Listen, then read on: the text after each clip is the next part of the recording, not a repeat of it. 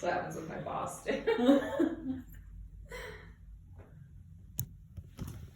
These are the 33 men and boys who were tortured and murdered by a man with a red nose and a clown costume. Was this what sparked further killings? Most of you guys did not remember about the 2015 to 2017 clown sightings.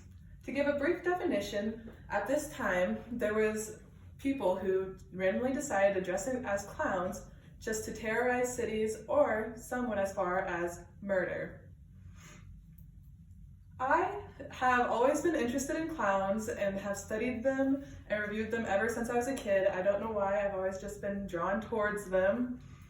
And during this spooky time with Halloween just tomorrow, I wanted to bring light on something that was pretty horrific for America, but also because it was scary and everyone should be more aware of the horror of clowns.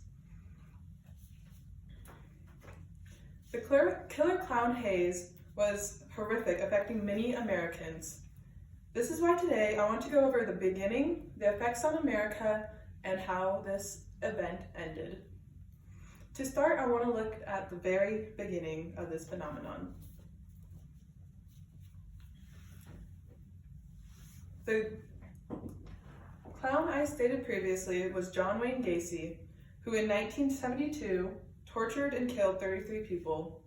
This was the very first American killer clown. No one really knows if this is what started the killer clown sightings, but it wasn't until many years later, in 2016, that people started to see clowns in their backyards. The very first sighting was in fact in South Carolina, according to Rolling Stones, where a mother kept hearing her kids coming home, telling them that they were scared to go outside and that they kept seeing clowns in the woods by their house. And most people could not figure out why this was happening. Some came to the conclusion that maybe it was for advertisement and that people were having like marketing where they would have their employers dress up as clowns and go outside and to get people to watch more horror movies. So how did this affect America? Well, these effects are surprising. Most obvious, police had to rain down on these clowns. And what do you even charge someone dressed as a clown outside of Halloween? Well, most of them were charged, according to Alabama News, as terrorists because they were scaring Americans. And even further, parents were afraid to allow their kids outside. Who wouldn't be? There's random people dressed as clowns.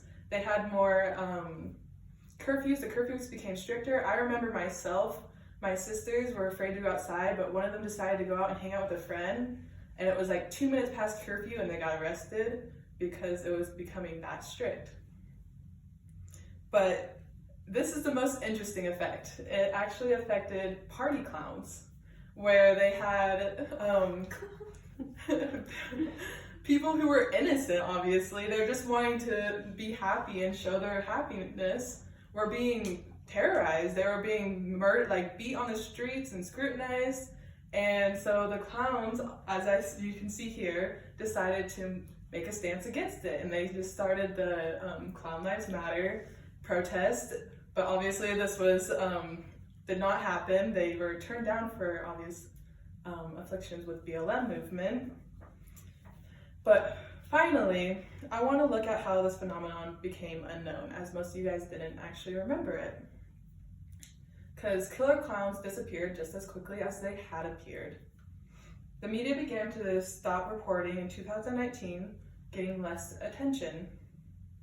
Although there are still small sightings, to this day, they aren't substantial enough to get that much attention, so not many people hear about them anymore. The most interesting stance they took was they banned clown costumes in certain schools and states, according to Time magazine. This was interesting to me because who would ban clown costumes otherwise this happening? They're afraid of people starting terrorist attacks. With my interest in clowns and the interesting discoveries I made, I could go on forever, but I must bring this speech to an end. Killer clowns terrorized this country. From the start to the effects and the end, this event really left a mark on America. Next time you go to the carnival and see a clown, or even a child's birthday party, or maybe a walk through the woods, I want you to be more wary of the clowns you see. Thank you. Any questions? Why clowns? Why are you so interested in clowns? I tried thinking about that because when I was making this, I was like, I think I should know like why to like tell people, but I don't know. I think it's just because I like scary things, and especially when they came out with like American Horror Stories, there was the clown that like had a broken face, and he would have like this really sad backstory, so that really drawn me into it. Sold you on the clown. Yeah. First, you said the first American killer clown. Was that just the way you said it, or did you have like research about other random killer clowns? Oh, there's so many, like, Okay, so- ever since it happened in America, they went off to, like, other countries. Like, I wanted to keep it in America because we're all, like, Americans, so I didn't, and keep it as one basis, because there was a lot of other things where I was like, there was a killer clown, like, before John Wayne Gacy in 1772, I think it was, like, there was one, like, 1620, and I was like, that's way too far to even be relevant at this point. Oh my gosh.